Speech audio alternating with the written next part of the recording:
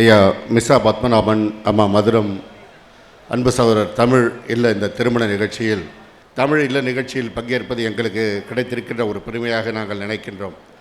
இந்த இல்லம் கழகத்திற்காக எப்படி பாடுபட்டவர்கள் என்பதை எல்லோரும் இங்கே எடுத்து சொன்னார்கள்.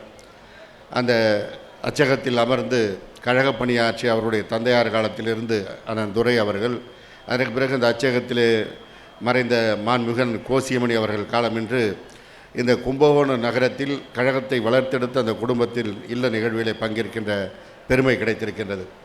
அண்ணன் குத்தாலம் கல்யாணம் அவர்கள் பேசும்போது சொன்னார்கள், ஒரு உரையில் 2 கத்தி இருந்தது என்று. ஒரு உரையில் 2 கத்தி அந்த காலம், இப்போ நிறைய கத்தி.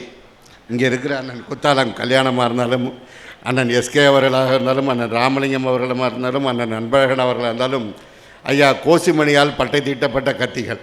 இது ஒரு பெரிய பெருமைக்குரிய விஷயம். இத்தனை ஜாம்பவான்கள் ஒரு இடத்தில் இருப்பது. நாங்கள் சின்ன வயசுலேருந்து எங்கள் அப்பா காலத்துலேருந்து இங்கே வரும்போது பார்க்கின்ற அந்த தலைவர்கள் இருக்கின்ற இந்த மேடையில் பேசுகின்ற வாய்ப்பு எனக்கு. அவர்களிடத்திலே பயிற்சி பெற்று இன்றைக்கு தமிழ் இந்த மாநகரத்தின் செயலாளராக துணை மேயராக மிளிர்கிறார். எல்லோரும் சொன்னது போல் உணர்ச்சிகளை வெளிக்காட்டாமல் என்றைக்கும் ஒரு தொண்டனுக்கான பக்குவத்தோடு இருப்பார். நாங்கள் அறிவாலயத்தில் ஒன்றா நிற்போம். தலைவர் வர்றாருன்னா ஒரு தொண்டர் எப்படி நின்று வணங்குவாரோ அப்படியே தான் நிற்பார். சிறு வயதிலிருந்து தன்னை தலைவருக்கு தெரியும்.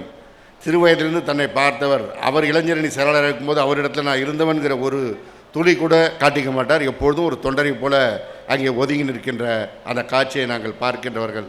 அந்த வகையில் அவருடைய இல்ல திருமணத்தில் திருமண கண்டிருக்கின்ற செல்வங்கள் எல்லா வளமும் பெற்று வாழ்க வாழ்கவென்று அரியலூர் மாவட்ட கழகத்தின் சார்பாக வாழ்த்தி விடைபெறுகிறேன்.